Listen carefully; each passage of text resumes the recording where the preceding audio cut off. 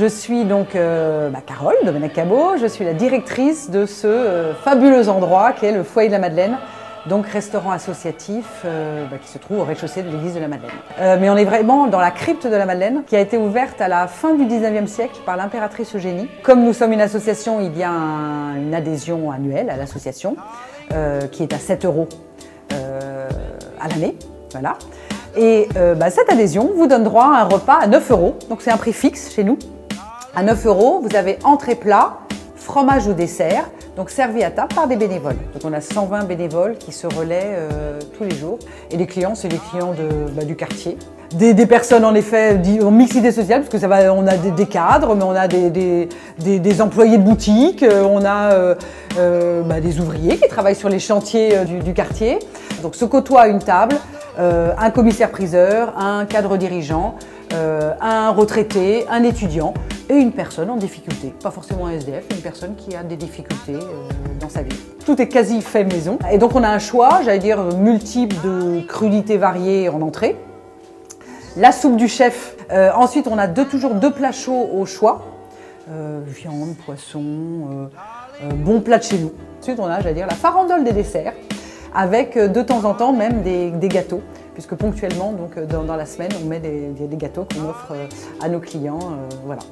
Donc après le repas, vous allez au fond de la crypte et vous allez voir Lily, donc, qui est une bénévole également. Et elle vous offrira, alors moyennant un petit sous-sous quand même, elle vous offrira un café. Je m'appelle Lily. Je suis arrivée ici grâce à ma nièce, parce que je commençais à sombrer. Je ne voulais plus sortir de chez moi. Je ne pouvais plus prendre le métro ni le train. Chez moi, je rentrerai dedans, mais là, non. Je regarderai Pernod, là, tout ça à la télé. Mais c'est pas une solution. Ici, je suis ici, depuis que je suis ici, je n'ai mal nulle part. Avant, j'avais mal dans le dos, j'avais mal aux épaules, j'avais mal au bras. C'est là, 75 ans. Hein? Là, j'ai mal nulle part, parce que tout se réchauffe, tu vois, regarde. Les jambes, j'arrête pas. J'ai besoin de parler, j'ai besoin de bouger. Ah, j'adore les clients, ils sont chouettes. Je les appelle tous mes chéris, mais ils sont formidables, gentils et tout, et le personnel est charmant et tout. Au cœur de cette crypte historique, parce que bien entendu il y a le coup d'œil qui juste vaut le coup, déjà puisque c'est juste un endroit extraordinaire et chargé d'histoire. Et au-delà de ça, c'est j'ose même prononcer une aventure humaine, puisque vraiment l'humain est au cœur de ce restaurant. Au-delà d'un prix, en fait, je crois que les personnes viennent chercher, tous nos clients, nos convives viennent chercher l'échange. C'est une grande famille et on rencontre des personnes qu'on rencontrerait mais jamais ailleurs, vraiment jamais ailleurs.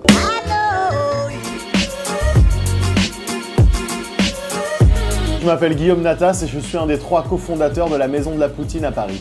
La Maison de la Poutine, c'est le premier restaurant à ne servir que de la poutine à Paris. La poutine, c'est un plat québécois qui est très populaire là-bas. La poutine classique, c'est des frites. Donc nous, nos frites, ce sont des frites maison. On va chercher des pommes de terre dans une ferme du 91.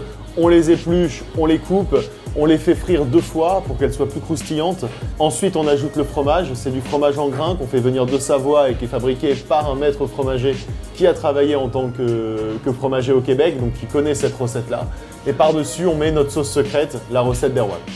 Alors ici, on a plusieurs poutines. On a les poutines classiques en normale et en végétarienne. Donc on a pensé que c'était important de faire des poutines végétariennes. On a une poutine aux légumes, une poutine au bœuf, une poutine au poulet, une poutine au porc. Donc on a aussi une poutine qui va changer tous les 15 jours, 3 semaines pour que les gens voient toujours quelque chose de nouveau ici.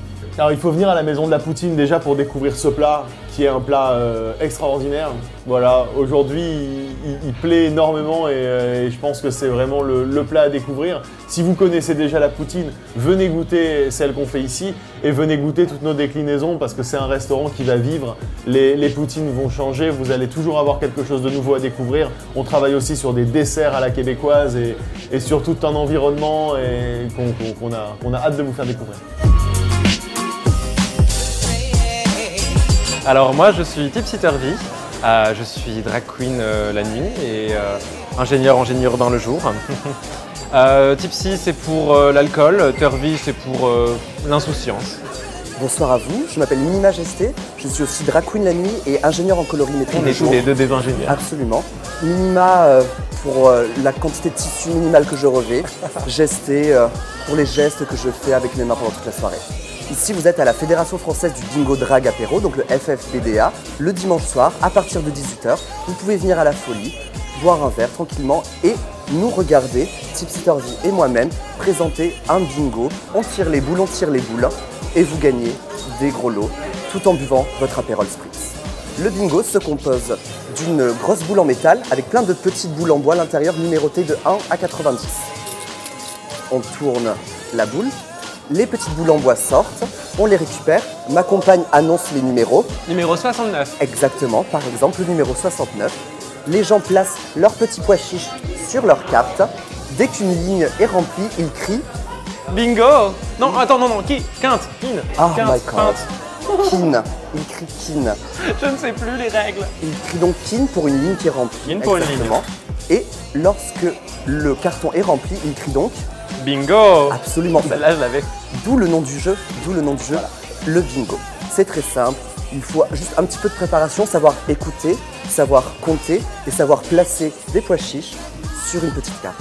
Donc nous nous trouvons sur la planète Terre, en France, plus précisément à Paris, à la Villette, dans un bar qui se nomme À la Folie, que vous pouvez voir derrière nous. Un bar qui est ouvert depuis maintenant 2 ans. Et qui organise des événements tels que la Fédération Française du Bingo Drag Apéro. Juste avant, nous avions un cours de walking, donc une danse dérivée du voguing. La Folie accueille toutes les personnes qui sont capables d'ouvrir une porte. Donc moi, je suis la reine, voilà. C'est moi la reine des Bingo Drag Apéro. Mais de temps en temps, j'aime inviter des amis. Donc là, par exemple, j'ai invité ma drag mother, donc Tipsy Turvy. C'est ma maman. C'est elle la vieille. Et de temps en temps, lorsque je suis occupée à faire des choses un peu moins catholiques, et bien du coup j'invite d'autres amis présenter le Bingo Drag Apéro pour permettre de renouveler un petit peu la scène et éviter que les gens s'ennuient à entendre tout le temps ma voix. Il faut venir au bingo pour passer votre gueule de bois. C'est idéal. Il faut venir au bingo pour pouvoir remporter de magnifiques lots. Il faut venir au bingo pour éviter l'angoisse du lundi. Il faut venir au bingo pour boire le magnifique vin chaud que prépare À la Folie et goûter leur magnifique sandwich. Leur petit pain est délicieux, ils ont un barbecue absolument splendide. Il faut venir au bingo pour voir CDS. Très bon point Tipsy, merci beaucoup, effectivement. Et puis il faut venir au bingo pour se réunir entre amis et profiter d'un bon temps, un bon dimanche après-midi.